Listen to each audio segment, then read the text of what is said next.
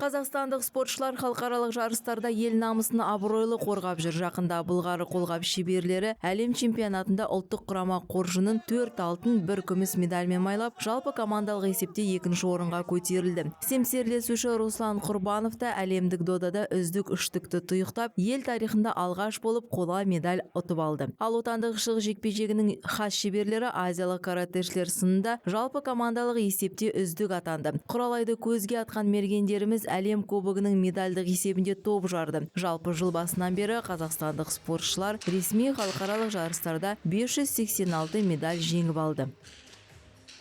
Оның ішінде олимпиадалық спорт түрлері бойынша қазақстандық спортшылар 373 жүлдеге қол жеткізді. Атап айтқанда, спортшыларымыз ел қоржынына 121 алтын, 111 күміс және 141 қола медаль салды. Олимпиадалық емес спорт түрлері бойынша 118 медаль түсті. Оның 53-сі алтын, 38-і күміс және 27-сі қола медаль. 95 жүлденің отандық параспортшылар жеңіп алды. Параспортшыларымыз спорт түрлері бойынша біздің құрама қоржынына 33 алтын, 33 күміс және 27 қола медальмен толықтырды.